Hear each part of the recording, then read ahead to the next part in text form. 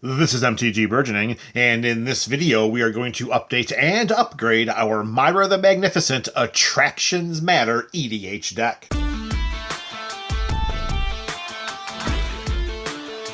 Thank you for joining us for another installment of the Up and Up series. Today we are updating and upgrading Myra the Magnificent. But before doing so, I need to take a moment to let you know that in the description of this video, we have links to this build's deck tech, the up-to-the-minute deck list, and its video primer series. We have 4 cards going in, which means 4 cards are coming out, and the first new addition to the 99 of this Myra build, it is Archmage Emeritus. Here we have a 2/2 human wizard for 2 and 2 blue mana. It has the Mage Craft ability. Whenever we cast or copy an instant or sorcery spell, we draw a card. In a deck that slings spells like nobody's business, the Archmage Emeritus may become BFFs with Myra, because every time we cast one of those instants or sorcery spells that are inundating the 99 of this build, we're going to put cards in our hand. Cards in our hand are problems for our opponents. Lots of cards in our hand are even more problems for those same opponents. All right, with the Archmage Emeritus going into the 99, coming out, it's going to be Mystical Tutor. Now, before you light me up in the comment section about why would we take out a card that tutors for an instant or sorcery card in a deck that slings them like nobody's business, this is the reason why. This deck is more about quantity of spells cast versus quality of spells cast. Remember, we have every single attraction available to us in our attraction deck. So, with that in mind, we want to make sure that we have no problem having those attractions opened. We need instants and sorceries to be available, so it's more about quantity than quality. That doesn't mean that we don't have a banger here or a banger there, but for the purposes of tutoring for them, that is not as important as getting more and more cards into our hand. Archmage Emeritus will do that for us. Mystical Tutor never did. Additionally, Mystical Tutor will serve more purpose and have a better impact and resonate even more powerfully in other builds where we're looking for that one specific instant or sorcery to close out the game versus the dozens and dozens that we have in this deck.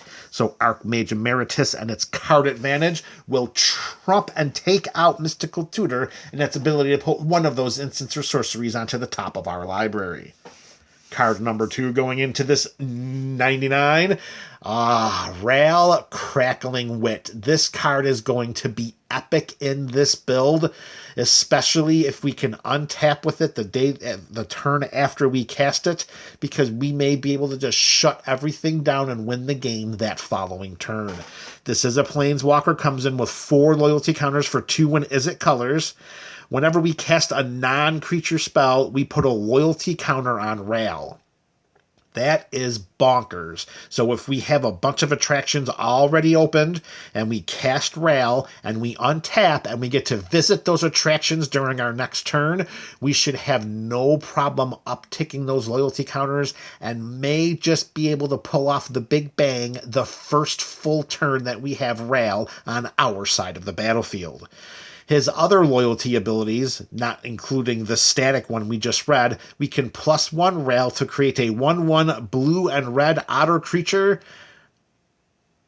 What does it say? With prowess. Okay, with prowess.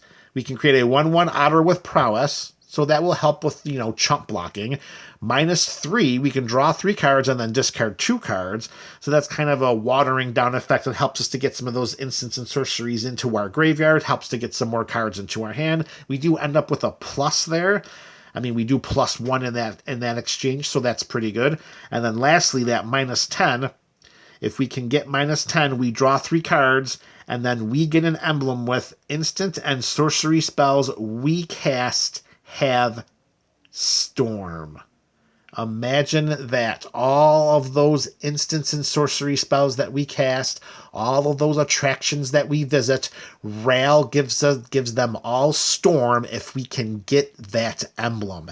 It should not be hard to get his loyalty up to 10 plus in one turn, and then we can -10 Ral, get that emblem, which is going to stay, because as of the filming of this video, there's still no ways to interact with Planeswalker emblems. it's going to be game over. And Ral is just going to be such an impactful card to put into the 99 of this build.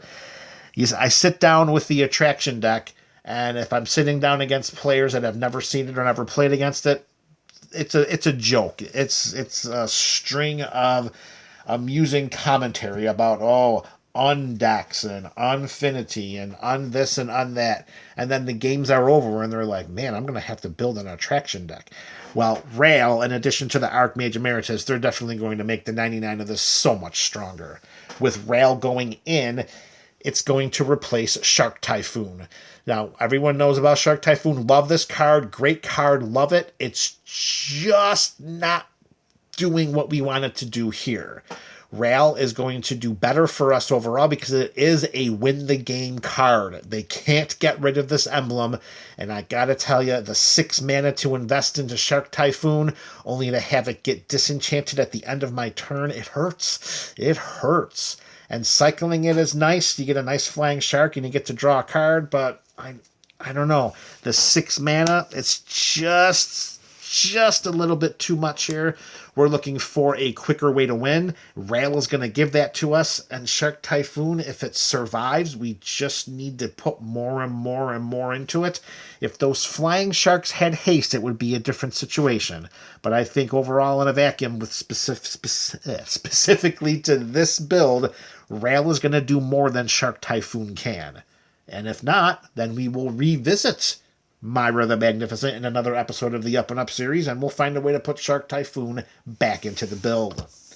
All right, card number 3 going into Myra.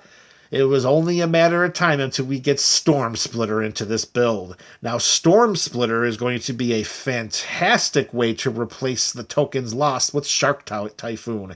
And honestly, I wonder if I made a mistake in ordering the cards, because perhaps Shark Typhoon should have been replaced with Storm Splitter. Either way, it's going in. It's a 1/4 Otter Wizard for 3 and a red mana. It has haste, and whenever we cast an instant or sorcery spell, we create a token that's a copy of Storm Splitter.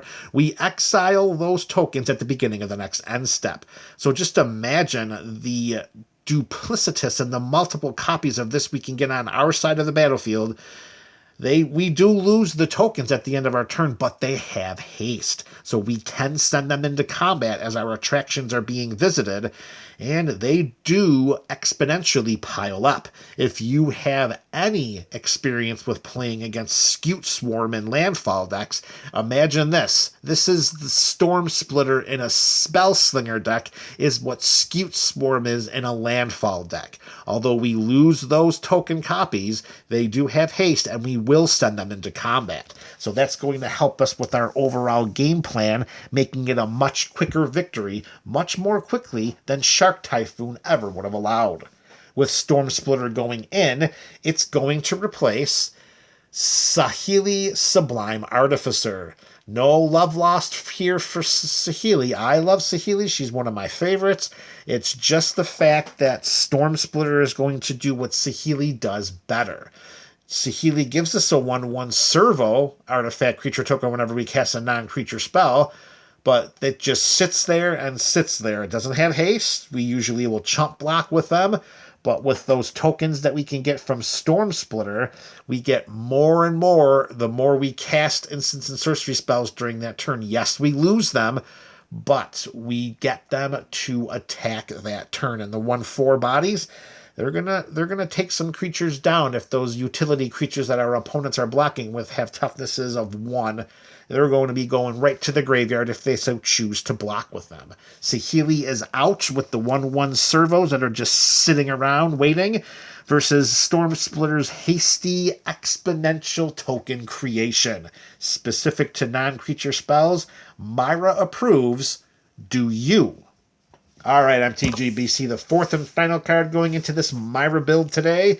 It is Coruscation Mage. Here we have a 2/2 Otter Wizard for 1 and 1 red mana. It has the Offspring mechanic, and here its cost is 2 generic mana.